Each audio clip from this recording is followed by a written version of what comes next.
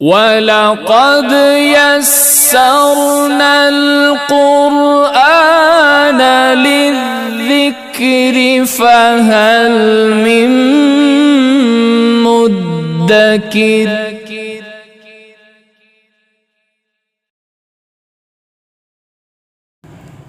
اعوذ باللہ من الشیطان الرجیم بسم اللہ الرحمن الرحیم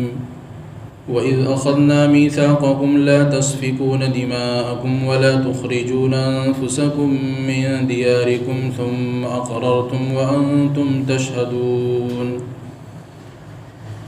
اور جب ہم نے یہ بات بھی یاد کرنے کے قابل ہے، جب ہم نے پکا عہد لے لیا بنی اسرائیل سے کہ تم آپس میں ایک دوسرے کا خون نہ کرو گے اور نہ ہی ایک دوسرے کو ان کے گھروں سے نکالو گے، پھر تم نے اس بات کا اقرار بھی کر لیا اور تم اس پر گواہ بھی ہو۔ ثم انتم هؤلاء تقتلون انفسكم وتخرجون فريقا منكم من ديارهم تظاهرون عليهم بالإثم والعدوان وإن يأتوكم أسارى تفادوهم وهو محرم عليكم إخراجهم أفتؤمنون ببعض الكتاب وتكفرون ببعض فما جزاء من يفعل ذلك منكم إلا خزي في الحياة الدنيا ويوم القيامة يردون إلى أشد العذاب وما الله بغافل عما تعملون۔ پھر تم نے آپس میں ایک دوسرے کو قتل کیا اور آپس ہی میں ایک دوسرے کو ان کے گھروں سے نکالا، اور تم گناہ کے اوپر اور ظلم کے اوپر ان کے خلاف مدد کرتے رہے،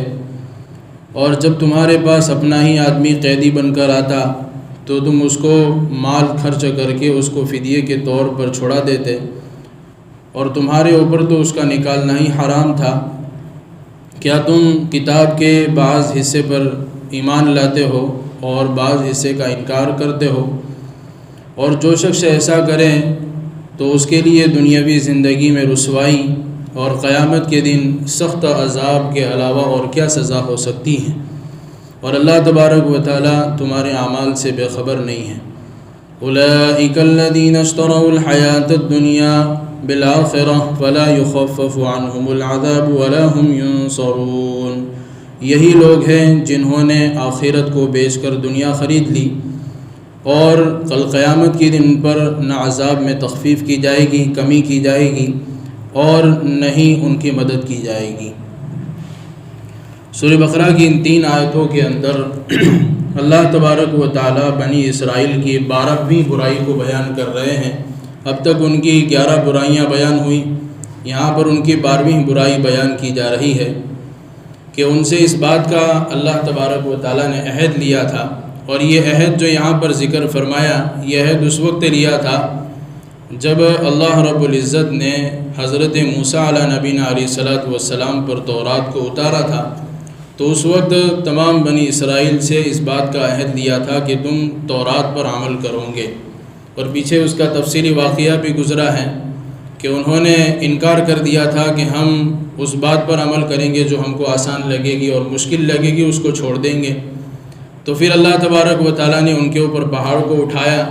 کہ تم مانتے ہو کہ نہیں مانتے، تو انہوں نے پھر اقرار کر لیا تھا کہ نہیں، ہم ایک ایک حکم کو ماننے کے لیے تیار ہیں۔ تو اسی کو اللہ تبارک و تعالیٰ یہاں پر ذکر فرماتے ہیں کہ ان کو 3 باتوں کا حکم دیا گیا تھا۔ ایک تو یہ حکم دیا گیا تھا کہ آپس میں ایک دوسرے کا خون نہیں بہاؤ گے، اور دوسرا یہ حکم دیا گیا تھا وَلَا تُخْرِجُونَ أَنفُسَكُمْ مِنْ دِيَارِكُمْ، آپس میں ایک دوسرے کو گھروں سے نکالوں گے نہیں۔ ان دونوں چیزوں کا مطلب یہ ہے کہ تم دوسروں کو ایسی تکلیف نہیں پہنچاؤ گے کہ آپس میں جھگڑا ہو جائے، اور جھگڑا جو ہے خون تک پہنچ جائے، اور اتنی بھی تکلیف نہیں پہنچاؤں گے کہ سامنے والا آدمی پریشان ہو کر اپنا گھر ہی چھوڑ دے، یا اپنا علاقہ ہی چھوڑ دیں، یا اپنا جو ہے ساری بستی چھوڑ کر دوسری جگہ چلا جائے۔ اور تیسرا حکم ان کو یہ دیا گیا تھا کہ اگر تمہارا کوئی آدمی دشمن کے پاس چلا جائے قیدی بن کر،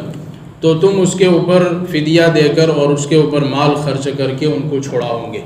یہ 3 حکم ان کو دیے گئے تھے۔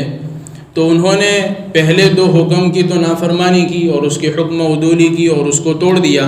لیکن ان کو ایک حکم یاد رہا، یعنی کہ فدیہ دے کر چھوڑ دیا کرتے تھے۔ اور مفسرین نے، اکثر مفسرین نے اس کا زیادہ تر اس کا پس منظر یہ لکھا ہے کہ مدینہ المنورہ کے اندر کفار مشرکین کے 2 قبیلے تھے، اوس اور خزرج، اور اسی طریقے سے یہودیوں کے 2 قبیلے تھے، بنو قریظہ اور بنو نذیر، اور یہ دونوں قبیلے آپس میں جھگڑتے رہا کرتے تھے، اور ان کا جھگڑا ایسی نوبت تک پہنچ جاتا تھا کہ خون خرابہ بھی ہوتا تھا، تلواریں بھی اٹھ جاتی تھی، کہ بنو نذیر بنو قریظہ سے جھگڑتے تھے، اسی طریقے سے اوس خزرج سے، خزرج اوس سے، آپس میں دونوں جھگڑتے رہتے تھے دونوں قبیلے۔ لیکن ان میں معاملہ ایسا کچھ تھا کہ جو بنو نذیر تھے وہ اوس کے وفادار تھے، یعنی ان کا ساتھ دیتے تھے، اور اسی طرح بنو نذیر جو تھے، بنو قریظہ جو تھے، وہ خزرج کا ساتھ دیتے تھے، یعنی کفار مشرکین کا اور یہودیوں کا آپس میں آٹا ساٹا تھا، یعنی اوس اور خزرج کے اندر جب لڑائی ہوتی تھی تو بنو نذیر والے اوس کا ساتھ دیتے تھے اور بنو قریظہ والے خزرج کا ساتھ دیتے تھے، تو اس طرح آپس میں ایک دوسرے کی لڑائیاں چلتی تھی، تو کفار مشرکین سے مدد لے کر اپنے ہی آدمیوں کو ان کے خلاف قتل کر دیتے تھے اور ان کو گھروں سے نکالتے تھے، یعنی اتنی تکلیف پہنچاتے تھے کہ وہ گھر نکلنے پر مجبور ہو جاتے تھے اور اپنا علاقہ چھوڑنے پر مجبور ہو جاتے تھے۔ تو اور اس میں اگر کوئی قیدی، ان کا سامنے والا قیدی اگر قید ہو کر ان کے پاس آ جاتا تھا، یعنی مشرکین کے پاس چلا جاتا تھا، تو پھر ان کے اوپر فدیہ دے کر چھوڑ دیتے تھے، اور پھر ان سے پوچھا جاتا تھا کہ تم ایسا کیوں کرتے ہو، تم ایسا کیوں کرتے ہو، حالانکہ تمہارے سامنے والے، تمہارے ہی قبیلے والے تمہارے مخالف ہیں، تو ان کا جب اپنا قیدی جب تمہارے سامنے آتا ہے تم اس کے اوپر فدیہ دے کر چھوڑا دیتے ہو۔ تو یہ کہتے تھے کہ تورات میں اللہ نے ہم کو اس کا حکم دیا ہے کہ اپنا آدمی جب قید ہو کر کسی کے پاس، کفار مشرکین کے پاس چلا جائے تو اس کو فدیہ دے کر چھڑایا جائے۔ تو اللہ تبارک و تعالیٰ ان کی اسی برائی کو بیان کر رہے ہیں اور اس پر تنقید کر رہے ہیں کہ تم کو پہلے 2 حکم یاد نہیں رہے اور اپنا جو من چاہا حکم تھا وہ یاد رہا، یعنی اپنے آدمیوں کو تم چھڑا دیتے ہو، پیسہ ان پر خرچ کر کے، مال و دولت اس کے اوپر خرچ کر کے، فدیہ دے کے چھڑاتے ہو، لیکن پہلے 2 حکموں کا کیا؟ پہلے 2 حکموں کا کیا کہ تم خون خرابہ بھی کر رہے ہو اور آپس میں ایک دوسرے کو گھروں سے نکالتے بھی ہو۔ تو اللہ تبارک و تعالیٰ نے اسی کو یہاں پر ان کی برائی کو بیان کیا ہے، اور ایک بہت بڑا سبق جو ہے اس آیت کے ذریعے سے ہمیں بھی ملتا ہے کہ بہت سارے مسلمان اور بہت سارے ایمان والے قرآن کے کچھ حصے پر عمل کرتے ہیں اور کچھ حصے پر عمل نہیں کرتے، چاہے زبان سے انکار نہیں کرتے ہیں اور دل سے انکار نہیں کرتے ہیں، کفر نہیں ہوتا ہے، لیکن عملی طور پر انکار ہو رہا ہے، عملی طور پر انکار ہو رہا ہے۔ اور اللہ نے آگے اسی کو بیان کیا، افتؤمنون ببعض الکتاب وتکفرون ببعض، کہ تم کتاب کے بعض حصے پر ایمان لاتے ہو، یعنی اس پر عمل کر رہے ہو، وتکفرون ببعض، اور کتاب کے بعض حصے کا انکار کر رہے ہو۔ اور اللہ تبارک و تعالیٰ نے یہاں پر کفر کا لفظ استعمال کیا ہے کہ کفر کہتے ہیں انکار کرنے کو، چاہے پھر زبان سے انکار ہو اور دل سے انکار ہو تو آدمی تو ایمان سے نکل جاتا ہے، لیکن عملی انکار جو ہوتا ہے تو وہ اللہ تبارک و تعالیٰ یہاں پر آدمی کو ڈرانے کے لیے کہتے ہیں۔ جیسے ہم کسی کو آپس میں اگر بات کرتے ہوئے سامنے والے آدمی پر غصے ہو جاتے ہیں تو اس کو یوں کہتے ہیں کہ اس کو آدمی، سامنے والے آدمی کو یوں کہتا ہے کہ کتا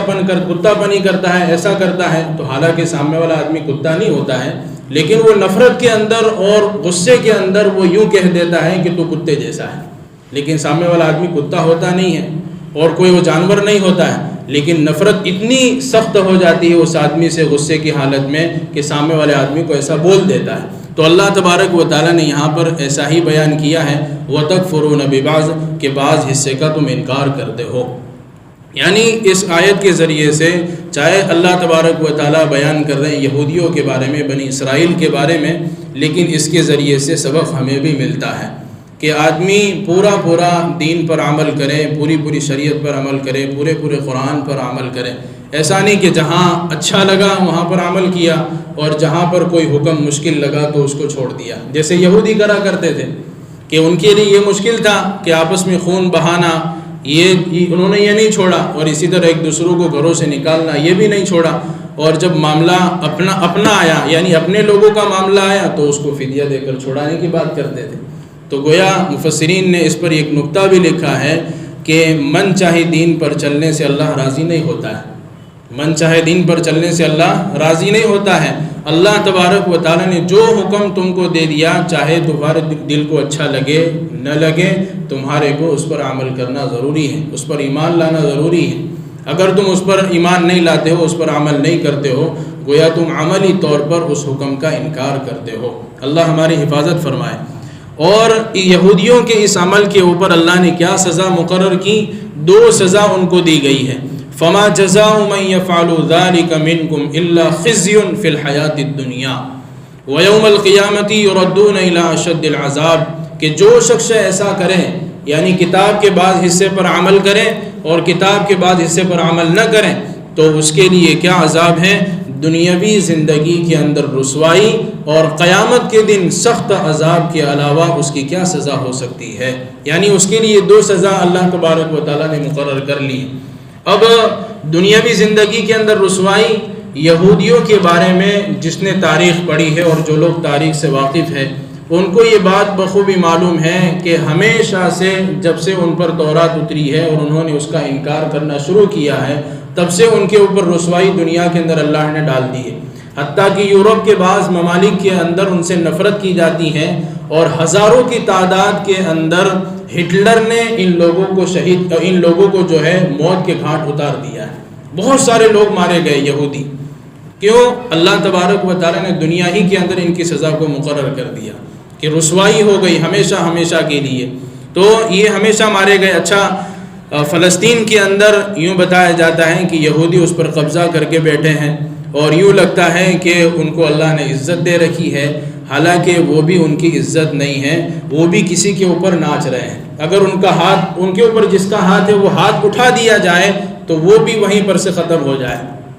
تو گویا یہ ان کی کوئی عزت کی چیز نہیں ہے، بلکہ وہ غلام بن کے وہاں پر زندگی گزارتے ہیں۔ وہ عزت دار نہیں ہیں بلکہ غلام بن کے زندگی گزارتے ہیں، اور دنیا کے اندر اللہ نے ان کو رسوا کر دیا، اور قیامت کے دن تو سخت عذاب ان کو ملے گا ہی۔ اور اللہ تبارک و تعالیٰ آگے جو ہے ڈانٹ کے لیے فرما رہے وَمَا اللَّهُ بِغَافِلٍ عَمَّا تَعْمَلُونَ، تم یہ مت سمجھو کہ ہم جو کچھ کر رہے ہیں وہ صرف ہمارے آدمی کو معلوم ہے، تم کو معلوم ہے، اللہ کو معلوم نہیں ہے۔ ایسا ہرگز نہیں ہے۔ اللہ تبارک و تعالیٰ تمہارے اعمال سے بے خبر نہیں ہے، تمہارے ایک ایک عمل کو اللہ تبارک و تعالیٰ جانتا ہے۔ پھر اللہ تبارک و تعالیٰ نے آخر میں ایک نصیحت کے طور پر بھی بات ارشاد فرمائی، اولئک الذین اشتروا الحیاۃ الدنیا بالآخرہ، یہی لوگ ہیں جنہوں نے آخرت کو بیچ دیا اور دنیا کو خرید لیا۔ کہ کتنی خطرناک چیز ہے کہ جو دنیا آدمی کو بھی ذلیل کرتی ہے اور نہیں مرنے کے بعد کام آنے والی ہے، آدمی اس کو خرید لیتا ہے اور اس کے بدلے میں آخرت کو بیچ دیتا ہے۔ یہ بہت گھاٹے کا سودا ہے، بہت گھاٹے کا سودا ہے، اور اللہ نے قرآن کریم میں صرف ایک جگہ پر نہیں، کئی جگہ پر بہت ساری آیتوں کے اندر اس بات کو سمجھایا ہے۔ اور یہودی حتیٰ کہ تورات کے اندر سے جب کوئی حکم بتاتے تھے، چاہے ان کے علماء ہوں یا ان کے عوام ہوں، تو اس کے اوپر بھی کچھ معاوضہ لیتے تھے، اس کے اوپر بھی کیا لیتے تھے؟ معاوضہ لیتے تھے۔ تو اللہ تبارک و تعالیٰ نے یہاں پر صاف طور پر بیان کر دیا کہ یہی لوگ ہیں جنہوں نے آخرت کے بدلے میں دنیا کو خرید لیا، حالانکہ آخرت دنیا کے مقابلے میں کچھ بھی نہیں۔ آخرت جو ہے دنیا کے مقابلے میں بہت بڑی چیز ہے، لیکن دنیا آخرت کے سامنے کچھ بھی نہیں، کیونکہ یہ دنیا تو ختم ہونے والی ہے، لیکن آخرت کی زندگی کبھی ختم نہ ہونے والی ہے۔ اور عقل مند شخص کس کو کہتے ہیں؟ کہ جو ختم ہوتا ہے اس کو اختیار نہیں کرتا ہے، جو ختم ہو جاتا ہے اس کو اختیار نہیں کرتا ہے، بلکہ جو چیز ہمیشہ باقی رہنے والی ہے آدمی اس کو لے لیتا ہے۔ اگر کسی آدمی کو یوں کہا جائے کہ آپ کو یہ مکان 1 مہینے کے لیے دیا جاتا ہے، اور ایسے ہی اسی آدمی کو یوں کہا جائے کہ فلانا مکان آپ کو ہمیشہ کے لیے دیا جا رہا ہے، تو عقل مند شخص وہ ہوگا جو ہمیشہ والا مکان ہے اس کو لے لے گا۔ کیوں؟ کیونکہ وہاں سے اس کو نکلنا نہیں ہے، وہ اس کا مالک ہو گیا، وہ اس کی اپنی ذات کا ہو گیا، اب اس کو کوئی بول نہیں سکتا ہے، کوئی روک نہیں سکتا ہے، کوئی نکال نہیں سکتا ہے۔ تو اسی طریقے سے عقل مند شخص وہ ہوتا ہے جو آخرت کو اختیار کرتا ہے اور دنیا کو چھوڑتا ہے۔ فلا يخفف عنهم العذاب ولا هم ينصرون، اور پھر اللہ تبارک و تعالیٰ اس پر عذاب کیا دیتے ہیں،